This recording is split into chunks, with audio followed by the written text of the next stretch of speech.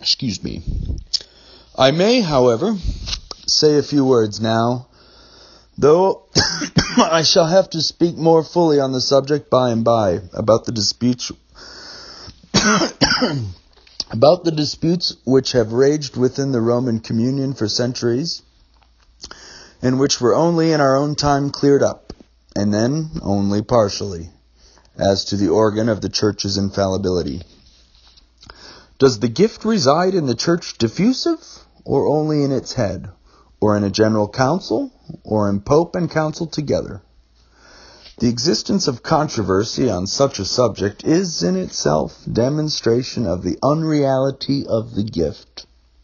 If Christ had appointed an infallible tribunal, his Church would have resorted to it from the first.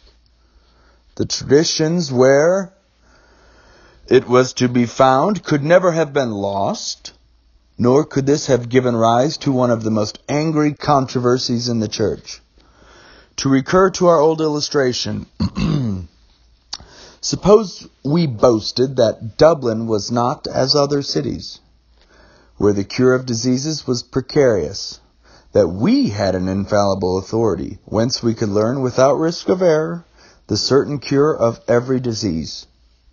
Suppose that an invalid stranger, attracted to our city by our vaunts, inquired on his arrival whom he was to consult. The president of the College of Physicians, says one, it is he who possesses the wonderful gift. Nay, says a second, he may make mistakes. It is in the council of the college that the gift resides. Not so, says a third. Either separately may go wrong, but if you can get both to agree, you are sure of being rightly advised. No, cries a fourth. President or council may blunder separately or together. The gift belongs to the whole medical profession of Dublin. It is true they wrangle at times among themselves, but they always manage to settle their disputes at last, and whatever remedies they unanimously adopt in the end are certain to be effectual. Surely, when the stranger heard this disagreement, he would conclude without further inquiry that he had been taken in by lying tales, that we were, in truth, no better off in respect of medical science than other cities, and that he might just as well travel back to his own physicians. Accordingly, it was this disagreement as to the organ of infallibility which was the last stumbling block to Dr. Newman on his journey to Rome.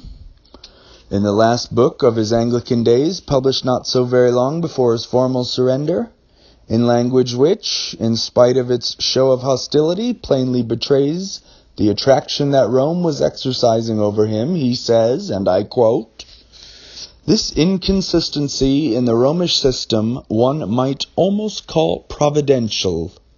Nothing could be better adapted than it is to defeat the devices of human wisdom and to show to thoughtful inquirers the hollowness of even the most specious counterfeit of divine truth. The theologians of Rome have been able dexterously to smooth over 1,000 inconsistencies and to array the heterogeneous precedents of centuries in the semblance of design and harmony. But they cannot complete the system in its most important and essential point. They can determine in theory the nature, degree, extent, and object of the infallibility which they claim, but they cannot agree among themselves where it resides.